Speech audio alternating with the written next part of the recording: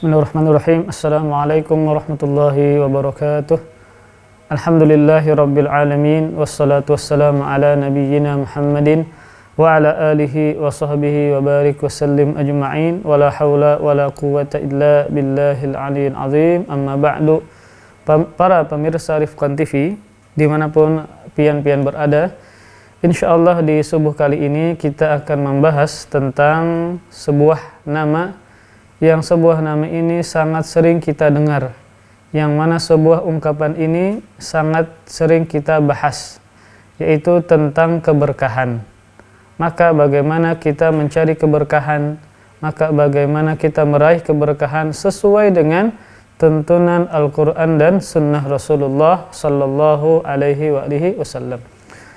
Dalam sebuah hadis yang diriwayatkan oleh Imam Muslim dari sahabat Abu Hurairah radhiyallahu anhu, Rasulullah sallallahu alaihi wasallam bersabda, "Baina rajulun fi falatin minal ardi fasami'a sautan fi sahabah isqi hadiqata fulan fatanahha dzalika as-sahab fa afraga ma'ahu fi harrah fa idza sharjatun min tilka asy-syaraji qad istaw'abat dzalika al-ma' kullahu fatatabba'a al-ma' فَإِذَا رَجُلٌ قَائِمٌ فِي حَدِيقَتِهِ يُحَوِّلُ الْمَاءَ بِمِسْحَاتِهِ فَقَالَ لَهُ يَا عَبْدَ اللَّهِ مَا اسْمُكَ قَالَ فُلَانٌ لِلْإِسْمِ الَّذِي سَمِعَ فِي السَّحَابَةِ فَقَالَ لَهُ يَا عَبْدَ اللَّهِ لِمَ تَسْأَلُنِي عَنِ اسْمِي فَقَالَ إِنِّي سَمِعْتُ صَوْتًا فِي السَّحَابِ الَّذِي هَذَا مَاؤُهُ يَقُولُ اسْقِ حَدِيقَةَ فُلَانٍ لِاسْمِكَ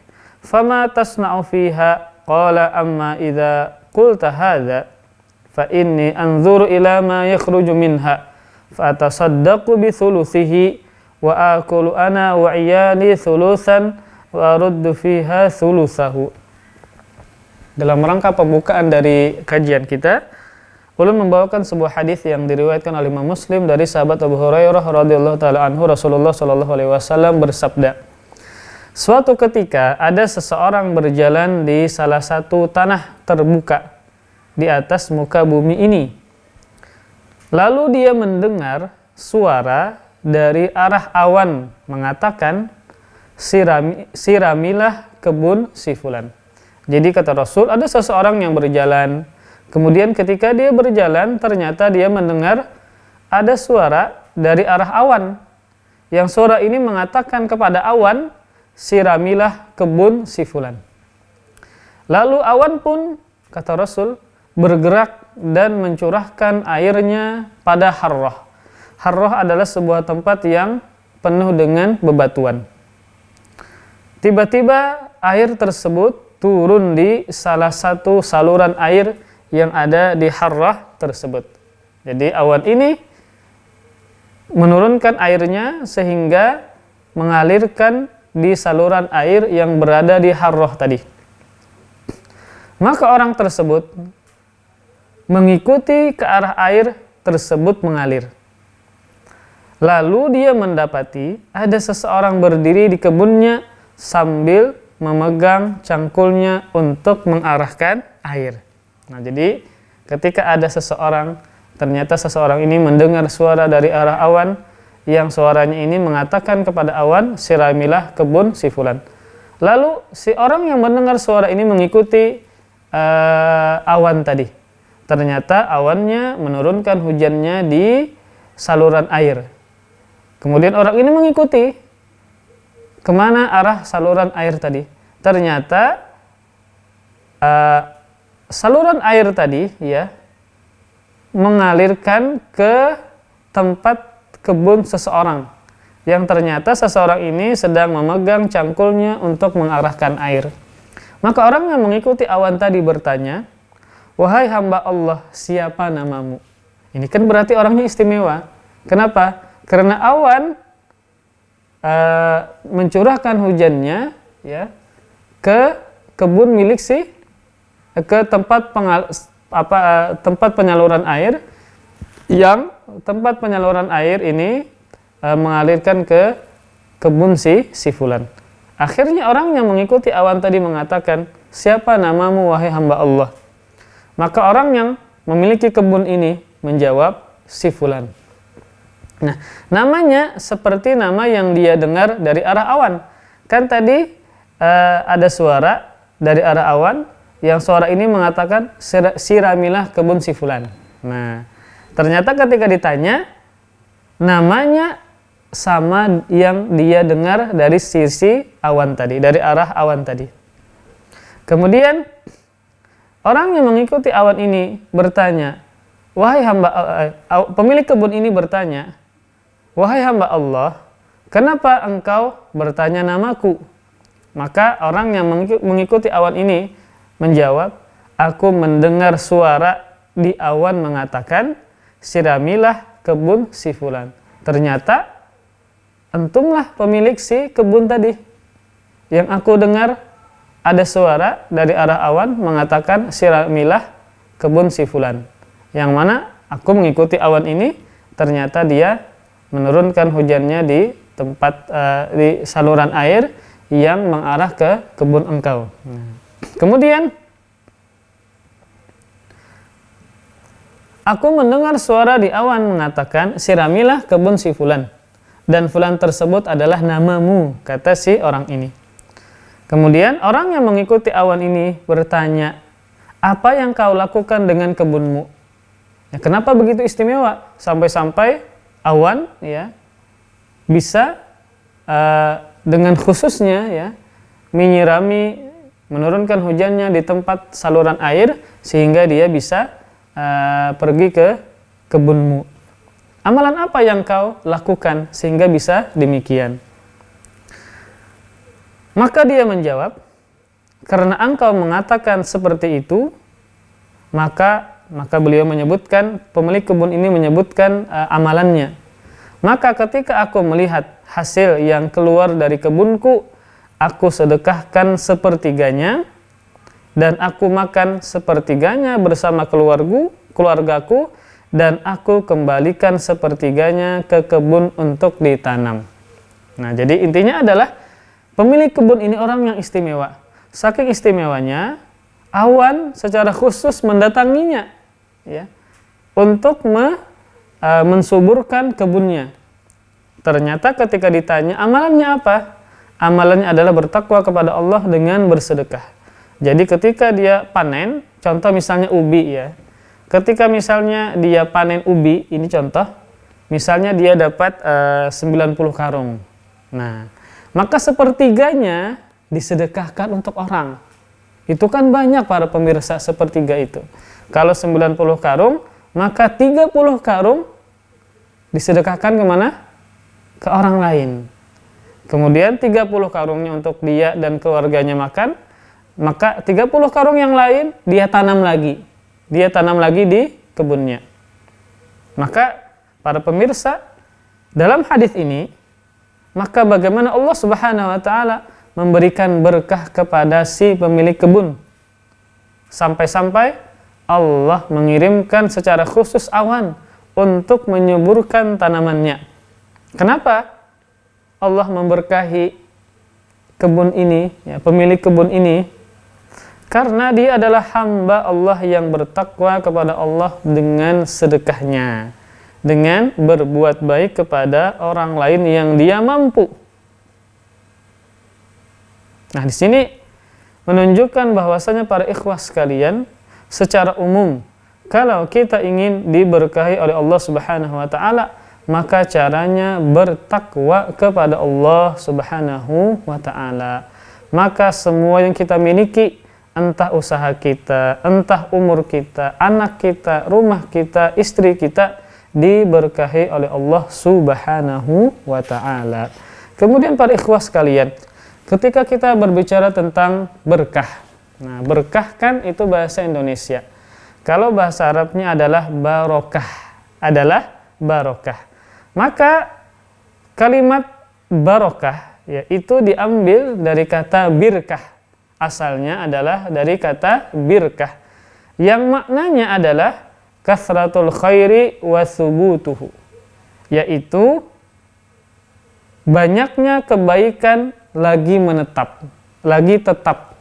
Itu makna secara asal dari barokah. Diambil dari kata birkah yang maknanya adalah kebaikan yang banyak lagi menetap. Maka maksudnya adalah berkah, berarti seseorang mendapatkan kebaikan yang banyak. Dari mana sumbernya? Kebaikan yang banyak dari Allah Subhanahu wa ta'ala, lagi tetap pada dirinya. Dan masalah keberkahan ini maka adalah yang menentukan adalah Allah Subhanahu wa ta'ala, mutlak Allah Subhanahu wa ta'ala. Ketika Allah ingin memberikan keberkahan kepada orang lain, maka pasti terjadi orang tersebut mendapatkan keberkahan dari Allah Subhanahu wa ta'ala. Makanya Allah disebut dengan wahibul barokah, yaitu yang menganugerahkan keberkahan kepada siapapun yang dia kehendaki. Kemudian para ikhwah sekalian, ketika Allah Subhanahu wa ta'ala memberikan keberkahan kepada seseorang, maka bisa jadi Allah memberikan keberkahan pada umurnya, ya, kepada istrinya, keberkahan kepada anak-anaknya, keberkahan kepada dakwahnya, ya, keberkahan kepada hartanya. Intinya adalah keberkahan Allah turunkan kepada seseorang melalui jalan mana yang Allah kehendaki. Kadang kita melihat ketika di masa pandemi ini, ya, bisnis menurun, tidak seramai yang dulu. Namun ternyata ada seseorang yang bisnisnya tetap berjalan, bahkan semakin menguntungkan untuk dia, bahkan tetap ramai. Nah, bisa jadi Allah Subhanahu wa ta'ala tetap memberikan keberkahan kepada pemilik bisnis ini. Oh, ternyata ketika diselidiki, bukan cuma ketika masa lapang orang ini suka bersedekah. Di masa sempit pandemi ini pun dia tetap bersedekah. Yang mana orang mungkin akan mengurangi sedekahnya atau bahkan tidak bersedekah lagi. Ternyata orang ini ketika masa pandemi ini dia tetap bersedekah sebagaimana biasanya. Dia membangun masjid misalnya, menyantuni anak yatim misalnya. Akhirnya Allah memberkahi usahanya. Nah, para ikhwas sekalian, ya. Maka secara umum, ulun ulang, keberkahan didapat dengan bertakwa kepada Allah Subhanahu wa ta'ala, sebagaimana hadis Muslim yang kita baca tadi. Jadi inilah cara kita untuk mendapatkan keberkahan dengan cara yang benar, bukan dengan sesuai kehendak kita, ya, dengan yang aneh-aneh, dengan menghinakan diri kita, bukan, di hadapan orang lain, bukan. Cara kita mendapatkan keberkahan adalah karena Allah pemilik keberkahan, karena Allah yang satu-satunya menganugerahkan keberkahan untuk manusia, maka tentunya caranya adalah dengan mendekatkan diri kepada Allah Subhanahu wa ta'ala. Nah, keberkahan bisa kita rasakan, ya, dan bisa juga kita lihat baik kepada diri maupun orang lain, ya, yang terkadang seseorang diberikan keberkahan pada umurnya. Nah, pada umurnya, ketika ada seseorang yang diberkahi pada umurnya, kemudian ada seorang lagi yang umurnya sama dengan orang ini. Kita beri contoh, ada dua orang, ya, yang sama-sama memiliki umur 40 tahun. Nah, namun satunya umurnya diberkahi, yang satunya umurnya tidak diberkahi. Nah, bagaimana caranya kita bisa mengetahui umur dia ini diberkahi, sedangkan satunya tidak diberkahi, padahal sama-sama memiliki umur 40 tahun. Oh, ternyata yang diberkahi ini memiliki produktivitas yang lebih baik daripada yang lain. Ternyata orang ini orang yang suka melakukan ketaatan. Dia menghabiskan umurnya dalam ketaatan kepada Allah Subhanahu wa ta'ala. Nah, ternyata orang ini suka salat berjamaah. Ya, tentu para laki-laki harus salat berjamaah. Di samping itu dia suka belajar menuntut ilmu. Di samping itu dia suka baca Quran. Di samping itu dia suka menolong dengan fisiknya, dengan hartanya, dengan pemikirannya. Subhanallah. Nah, maka ketika orang ini produktivitas, orang yang produktif dalam ketaatan, orang yang kita harapkan keberadaannya karena orang ini baik, ya, maka ini menunjukkan umurnya diberkahi oleh Allah Subhanahu wa ta'ala. Kita suka bergaul dengan dia, ya, kemudian kita sering dapat pertolongan bantuan dari dia, ya. Orang ini menyenangkan, kehadirannya ditunggu-tunggu, ya, karena orangnya baik, ya, ngomongnya baik, orangnya murah senyum, ya. Ketika kita bersama dia, dia suka membahagiakan kita dengan ucapannya. Kemudian bagaimana ibadahnya, menuntut ilmunya, subhanallah, ya. Produktif dalam ketakwaan, dalam ketaatan. Yang satunya sama-sama berumur 40 tahun, ternyata tidak sholat, menghabiskan waktunya dalam hal sia-sia, membuka auratnya misalnya. Nah, ini menunjukkan umurnya tidak diberkahi. Sama-sama memiliki umur 40 tahun, namun satunya produktif dalam ketaatan, satunya lalai dalam ketaatan. Nah, maka di situ kita bisa nilai diri kita sekarang, ya. Apakah umur kita diberkahi Allah Subhanahu wa taala? Kita lihat apakah umur yang kita miliki atau waktu yang sudah kita habiskan untuk apa para ikhwas sekalian? Apakah Allah memberikan taufik kepada kita suka melakukan ketaatan dengan umur kita, dengan waktu kita? Berarti umur antum diberkahi Allah Subhanahu wa taala. Namun kalau sebaliknya dan kita berlindung kepada Allah, waktu kita banyak lalaikan, bahkan bermaksiat kepada Allah Subhanahu wa taala, maka menunjukkan umur kita tidak diberkahi. Nah, orang yang umurnya diberkahi Allah Subhanahu wa taala, maka tentunya dia menggunakan umur dan waktunya untuk bertakwa kepada Allah Subhanahu wa taala, untuk menjalankan ketaatan, baik tatkala dia berada di rumah, maka bagaimana caranya bertakwa kepada Allah? Banyak caranya. Membantu orang tua misalnya, membantu istri, salat sunnah, baca Quran. Ketika antum berada di kantor, bertakwa kepada Allah Subhanahu wa taala, antum amanah, ya. Antum bernahi mungkar ketika melihat kemungkaran, antum beramar ma'ruf, mengisi kekosongan dengan berzikir, ya, mendengarkan kajian, mendengarkan baca Al-Qur'an. Ini caranya kita bertakwa kepada Allah dimanapun kita berada. Nah, itu menunjukkan berarti antum umurnya diberkahi Allah Subhanahu wa ta'ala. Nah, sebaliknya orang yang umurnya tidak berkah, maka kita lihat dari minimnya aktivitas ketaatan yang dia lakukan, dari lalainya waktu yang dia miliki, umur yang dia miliki dia lalaikan, tidak diisi dengan ketaatan kepada Allah Subhanahu wa ta'ala. Maka para ikhwah sekalian, orang yang paling Allah Subhanahu wa ta'ala berkahi dari sisi umurnya adalah tentunya Nabi kita Muhammad sallallahu alaihi wasallam. Maka kita lihat sosok Nabi kita Muhammad, sosok Rasulullah sallallahu alaihi wasallam. Beliau adalah orang yang paling umurnya diberkahi Allah Subhanahu wa ta'ala. Buktinya adalah sampai-sampai Allah Subhanahu wa ta'ala bersumpah dengan umur beliau, dengan umur Nabi sallallahu alaihi wasallam. Dalam sebuah ayat di surah Al-Hijr ayat 72, Allah Subhanahu wa ta'ala berfirman, la'amruka innahum lafi sakratihim ya'mahun. Allah bersumpah dengan umur Nabi Muhammad, dan demi umurmu wahai Muhammad, sungguh mereka terombang-ambing dalam kesesatan. Nah, jadi di Al-Quran Allah banyak bersumpah dengan makhluknya, dan bebas bagi Allah Subhanahu wa ta'ala bersumpah dengan apapun dan siapapun. Namun kalau kita tidak boleh bersumpah kecuali dengan Allah Subhanahu wa ta'ala. Di Al-Quran Allah banyak bersumpah dengan waktu, wal asri demi masa atau demi waktu asar, wad duha demi waktu duha, wal fajri demi waktu fajar, ya, wal laili demi malam, ya, wan nahari demi siang. Allah banyak bersumpah dengan waktu. Dan juga Allah bersumpah dengan watini wa zaitun, dan demi buah tin dan buah zaitun. Ketika Allah bersumpah dengan makhluk, itu menunjukkan sesuatu yang agung, sesuatu yang istimewa. Nah, termasuk Allah bersumpah dengan umur Nabi Muhammad, la'amruka, demi umurmu. Ini menunjukkan apa?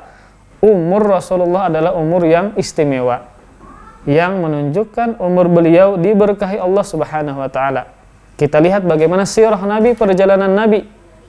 Tentu hidup Nabi beliau sembahkan untuk Allah Subhanahu, untuk beliau persembahkan untuk Allah Subhanahu wa taala. Beliau habiskan dalam rangka berdakwah, dalam rangka menjalankan ketaatan kepada Allah Subhanahu wa taala, menjalankan perintah Allah Subhanahu wa taala. Hidup Nabi, umur Nabi dipenuhi dengan ibadah. Dipenuhi dengan ketakwaan kepada Allah Subhanahu wa taala. Kemudian kita lihat lagi bagaimana sahabat Nabi sallallahu alaihi wasallam. Bagaimana keberkahan yang mereka miliki. Contoh sahabat yang masih muda, yang meninggal belum sampai umur 40 tahun. Sahabat yang bernama Sa'ad bin Mu'adz. Sahabat ini masuk Islam ketika beliau berumur 30 tahun.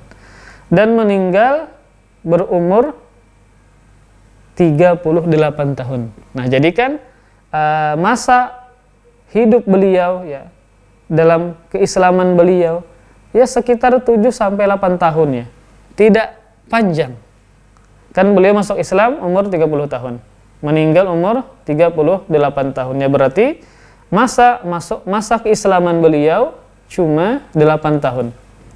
Nah, namun para ikhwas sekalian, ketika sahabat ini meninggal, sahabat Sa'ad bin Mu'adz radhiyallahu anhu, maka Nabi Shallallahu alaihi wasallam bersabda dalam sebuah hadis yang sahih yang diriwayatkan oleh Imam Bukhari, "Ihtazza arsyur Rahman limauti Sa'ad bin Mu'adz."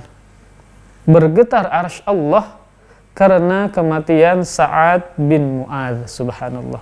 Arsy yang sangat besar, melebihi besarnya bumi ini, melebihi besarnya langit ini, ya. Dia bergetar karena kematian seorang sahabat yang ternyata sahabat ini meninggal ketika masih muda, belum berumur 40 tahun. Yang masa keislamannya cuma 8 tahun. Masuk Islam umur 30, meninggal umur 38. Namun karena kemuliaannya, karena keistimewaan umurnya, arsy Allah bergetar karena kematiannya. Padahal umur beliau singkat, tidak panjang. Namun Allah Subhanahu wa taala memberkahi umur beliau selama beliau ketika menjadi seorang muslim.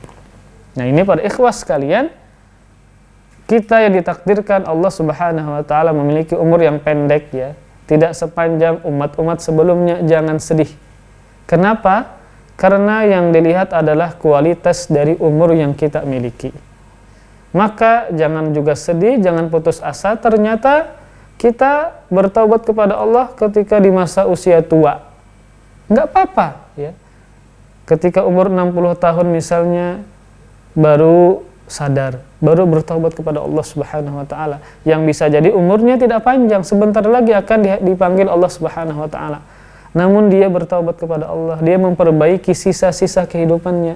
Maka sangat diharapkan orang ini dengan keberkahan umurnya, dia isi dengan ketaatan, dia meninggal dalam keadaan husnul khatimah. Rasul mengatakan, wa innamal a'mal bil khawatim. Sesungguhnya amalan-amalan itu dinilai adalah pada bagian akhirnya. Maka para ikhwah sekalian, berusahalah kita untuk memberkahi umur kita. Caranya tentu dengan semakin taat kepada Allah ya. Membawa umur kita dalam ketaatan, ketakwaan kepada Allah Subhanahu wa taala, dan mengisi waktu kita dengan amal-amal yang soleh, amal-amal yang baik. Nah, selain Allah Subhanahu wa taala memberikan keberkahan kepada umurnya ya, terkadang Allah juga memberikan keberkahan pada anak-anaknya ya. Maka tidak semua orang tatkala memiliki anak, anaknya diberkahi, enggak. Terkadang ada orang yang memiliki 5 anak. Ternyata 1 yang Allah berkahi anaknya. Oh, ternyata anaknya ini bagaimana? Selalu membantu orang tuanya, ingat kepada orang tuanya, memberikan manfaat kepada orang tuanya, berbakti kepada orang tuanya. Ya. Maka ini menunjukkan anaknya diberkahi. Buktinya apa? Dia senantiasa berbakti kepada orang tuanya. Khawatir menyakiti hati orang tuanya, ya. Berusaha menolong, membantu. Ya. Maka sebaliknya, ada juga orang yang banyak memiliki anak, 5 juga. Namun semuanya melupakan orang tuanya. Namun semuanya sibuk dengan dunianya. sampai-sampai tidak memperhatikan keadaan orang tuanya. Wal'iyadzubillah, kita mendapatkan anak seperti ini. Anak itu adalah investasi akhirat untuk kita sebagai orang tua. Dalam artian kita didik mereka, kita sekolahkan agama, kita sekolahkan pondok. Untuk apa? Kalau kita meninggal dunia, dia mendoakan kita, dia memintakan ampunnya untuk kita, dia bersedekah atas nama kita. Inilah yang disebut dengan investasi akhirat. Jangan hanya kita memperhatikan dunia anak saja. Dia sukses, dia kaya, memang itu bagus. Namun kalau seandainya dia tidak bertakwa, dia tidak berbakti, ya manfaatnya tidak kita dapatkan. Namun para ikhwah sekalian, sebagai orang tua, yang harus kita perhatikan, kita harus mendidik anak kita menjadi anak yang soleh. Kenapa?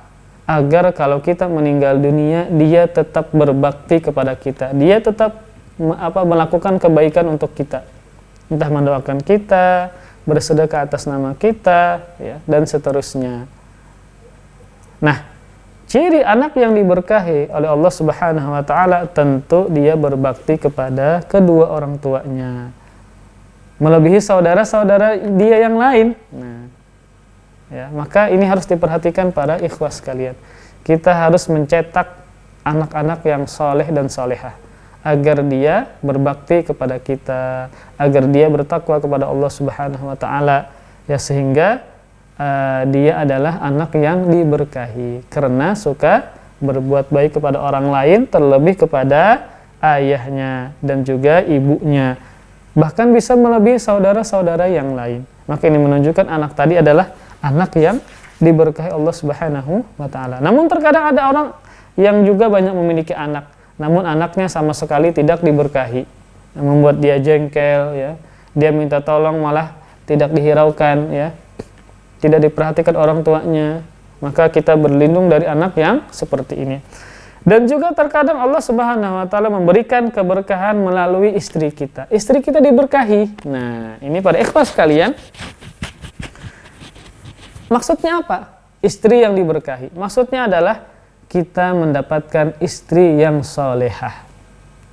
Perhatikan sabda Rasulullah SAW, hadis yang dikeluarkan oleh Ibnu Majah, yang dinilai sahih oleh Syalbani. Kata Rasulullah SAW, liyattakhidh ahadukum qalban syakira wa zawjatan mu'minah tu'inu ahadakum ala amril akhirah. Hendaknya salah seorang dari kalian menjadikan hati yang bersyukur. Jadi Rasul menyuruh kita untuk memiliki hati yang pandai bersyukur, yang ketika kita dapat nikmat, maka bersyukur dengan hati, berarti maksudnya adalah kita mengakui nikmat tersebut datangnya dari Allah Subhanahu wa taala, sehingga kita tidak ujub, tidak sombong. Nah, karena kalau seandainya kita mendapatkan harta dunia, ya, kemudian kita tidak bersyukur dengan hati kita, kita bisa jadi melupakan Allah Subhanahu wa taala. Kita bisa jadi mengatakan hasil yang kita dapatkan karena keahlian kita, tidak mengembalikannya kepada Allah Subhanahu wa taala. Maka hati yang bersyukur adalah dengan meyakini nikmat yang kita dapatkan sumbernya, datangnya dari Allah Subhanahu wa taala, bukan karena kemampuan kita. Kemudian Rasul juga menyuruh kita untuk memiliki lisan yang berzikir, lisan yang suka berzikir. Hati bersyukur, lisan berzikir. Ingat dengan Allah Subhanahu wa taala. Zikirkan zikrullah, maksudnya ingat kepada Allah. Subhanallah, dengan ucapan-ucapan yang indah, kalimat-kalimat thayyibah yang kita ucapkan, seperti subhanallah, alhamdulillah, wa la ilaha illallah, Allahu akbar. 4 kalimat yang Allah paling cintai untuk kita baca. Subhanallah, walhamdulillah, wa la ilaha illallah, wallahu akbar. Atau 2 kalimat yang paling ringan di lisan namun berat di timbangan. Kalimatani khafifatani fil lisan, thaqilatani 'alal mizan, habibatani ilar rahman, subhanallah walhamdulillah. Kata Rasul, 2 kalimat yang paling ringan, kemudian berat di timbangan, kemudian dicintai Allah yang memiliki sifat rahman. Kemudian apa itu? Subhanallah walhamdulillah, subhanallah walhamdulillah. Ini adalah dua kalimat yang paling ringan. Nah, kemudian para ikhwah, sallallahu alaihi wasallam. Kemudian para ikhwah sekalian. Nah, sebagian suami ya, mereka diberikan keberkahan kepada istrinya. Subhanallah wa bihamdihi subhanallahil azim.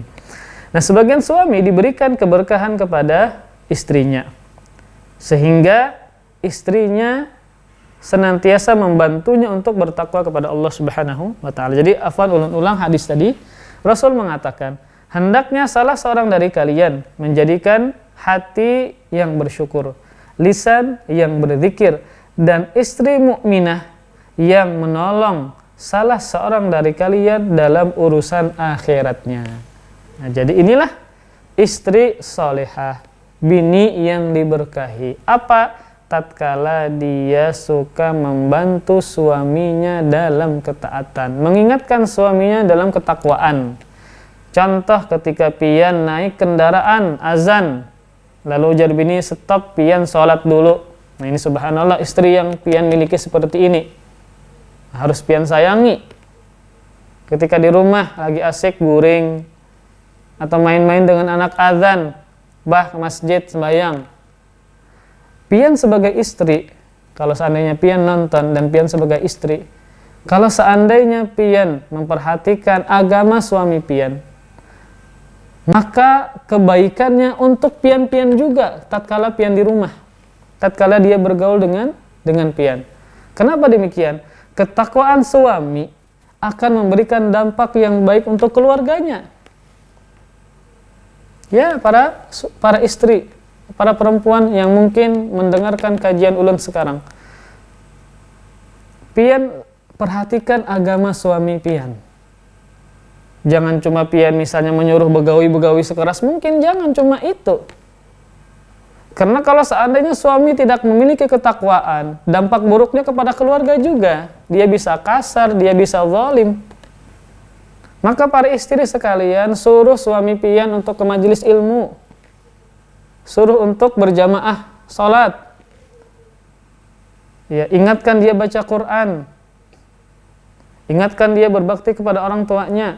Karena kalau pian menolong suami pian dalam ketaatan, dalam ketakwaan, sehingga dia menjadi suami yang soleh, otomatis kebaikan suami untuk siapa? Untuk keluarganya. Dia menjadi baik kepada keluarganya, dia tidak zalim kepada istrinya, ya, tidak zalim kepada anak-anaknya.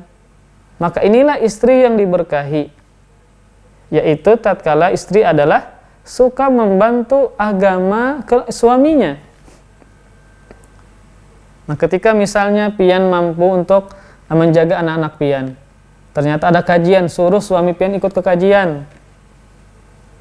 Karena kalau dia baik, otomatis dia akan berbuat baik pula kepada keluarganya. Ini yang terkadang luput dari para perempuan, ya. Yang terkadang yang diuruskan tentang suaminya adalah dunianya saja. Ayo begawi, cangkal-cangkal. Nah, kami ini makan apa? Memang kita harus seperti itu. Memang suami itu harus mencari nafkah untuk keluarganya. Namun pian perhatikan agama dia.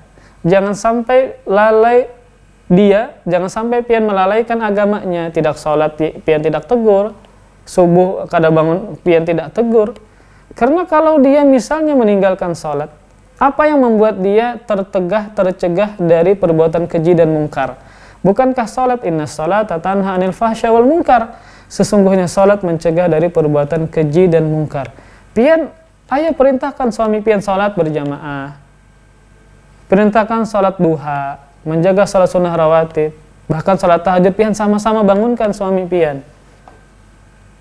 Karena kalau suami soleh, suami baik, maka akan berdampak baik kepada pian, kepada keluarga pian. Dia akan menyayangi keluarganya, tidak zalim kepada keluarganya. Maka ini perhatikan, Rasul mengatakan yang namanya istri solehah, ya, istri beriman kepada Allah, istri yang diberkahi, tatkala dia suka menolong suaminya dalam perkara akhirat, mengingatkan suaminya dalam perkara akhirat. Ketika suaminya lalai melakukan sebuah dosa, istrinya mengingkari, menasihati dengan cara yang baik, sehingga kembali kepada Allah Subhanahu wa ta'ala. Maka Istri yang diberkahi adalah tatkala dia membantu suaminya untuk bertakwa kepada Allah Subhanahu wa taala, mengingatkan suaminya untuk berbakti kepada orang tuanya, mengingatkan suaminya untuk sholat, mengingatkan suaminya untuk silaturahim dan seterusnya. Maka inilah yang kita laki-laki idam-idamkan ya. Yaitu dia pandai menjaga agama kita, mengingatkan kita tentang agama kita, tentang urusan akhirat kita. Jujur ya, para suami itu tidak mengharapkan istrinya menjadi wanita yang mengejar karir tinggi-tinggi, enggak ya. Karena bisa melalaikan kewajiban dia sebagai seorang istri dan juga sebagai seorang ibu. Yang kita harapkan itu pasti istri kita taat dengan kita ya, tahu syariat ya, dia baca Quran, dia orang yang suka bertakwa, beribadah dan seterusnya ya. Jadi kan kita senantiasa berdoa kepada Allah Subhanahu wa taala dijadikan anak dan istri kita qurratu ain ya, yaitu penyejuk mata. Di antara tafsiran penyejuk mata ya adalah tatkala kita melihat anak dan istri kita suka berbuat taat kepada Allah Subhanahu wa taala. Tentu hati kita senang, mata kita dingin, masuk rumah ternyata istri sedang baca Quran. Subhanallah, siapa yang tidak bahagia? Ketika kita menyekolahkan anak kita, ternyata anak kita akhlaknya baik, biar gurunya akhlaknya baik, suka menolong, suka berbagi. Ternyata dia lebih banyak hafalannya dibandingkan teman-temannya. Siapa yang tidak bahagia ketika melihat anaknya seperti ini? Inilah yang dimaksud dengan firman Allah yang tentang doa, Rabbana hablana min azwajina wa dzurriyyatina qurrata a'yun waj'alna lil muttaqina imama. Rabbana hablana, ya Allah berikanlah kepada kami, min azwajina, dari istri-istri kami, wa dzurriyyatina, dan anak keturunan kami dijadikan apa? Qurrata a'yun, pendingin mata-mata kami. Di antara tafsirannya adalah perkataan seorang tabi'in, Al-Imam Muhammad bin Ka'ab Al-Quradhi, laisa syai'un aqarra li'ainil mu'min min an yara zaujatahu wa auladahu muti'ina lillah azza wa jalla. Beliau mengatakan tidak ada sesuatu yang paling mendinginkan mata seorang mukmin daripada dia melihat istrinya dan anak-anaknya melakukan ketaatan kepada Allah Subhanahu wa ta'ala. Maka inilah pendingin mata dan penyejuk hati bagi seorang suami tatkala melihat istrinya, anak-anaknya sering melakukan ketaatan kepada Allah Subhanahu wa ta'ala. Maka inilah ciri dari anak dan istri yang diberkahi, yaitu suka melakukan ketaatan kepada Allah, mengingatkan ayahnya, mengingatkan suaminya untuk bertakwa kepada Allah Subhanahu wa ta'ala. Ini adalah contoh istri yang diberkahi, contoh anak yang diberkahi. Namun ada lagi dan banyak istri yang tidak diberkahi, yang tidak memiliki keberkahan, yang kerjanya ternyata menghabiskan uang suami saja ya, yang mana menuntut macam-macam kepada suaminya, padahal suaminya sudah berusaha keras namun ekonominya ketika itu lagi sulit, yang suka menyakiti hati suaminya ya, yang tidak ada kebaikan untuk suaminya. Apa kebaikan untuk suami? Ternyata nggak ada, hanya menyakiti hati suaminya. Maka jenis istri ini tentu istri yang tidak diberkahi Allah Subhanahu wa ta'ala. Kemudian terkadang juga Allah Subhanahu wa ta'ala memberkahi seseorang pada buku yang dia tulis, sehingga buku tersebut banyak dimanfaatkan oleh kaum muslimin. Nah, jadi para ikhwas sekalian, kitab-kitab para ulama itu ada yang sampai dengan kita, ada yang tidak sampai dengan kita. Kan sekarang lebih ratusan tahun ya. Contoh Imam Malik ya. Beliau hidup di abad kedua. Nah, beliau memiliki kitab yang sampai dengan kita sekarang abad ke-15.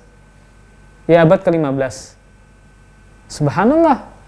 Seribu berapa itu?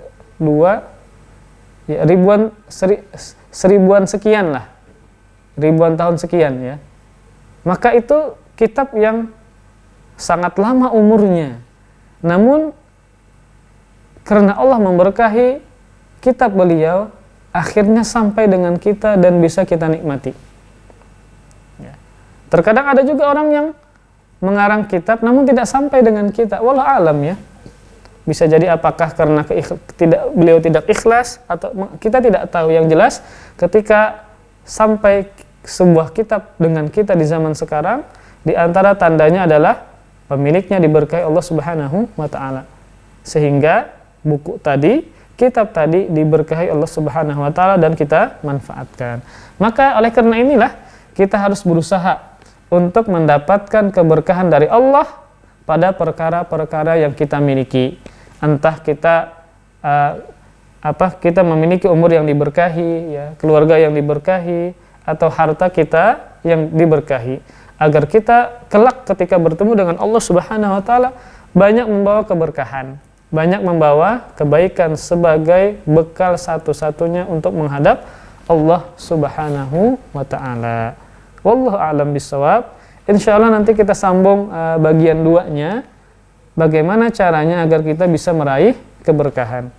Yang pertama yaitu adalah dengan bertakwa kepada Allah Subhanahu wa taala. Nanti kita sebutkan amalan-amalan yang lain secara khusus di pertemuan selanjutnya. Wallahu a'lam bishawab. Kita tutup dengan kafaratul majlis. Subhanakallahumma bihamdik asyhadu an la ilaha illa anta astaghfiruka wa atubu ilaik. Wassalamualaikum warahmatullahi wabarakatuh.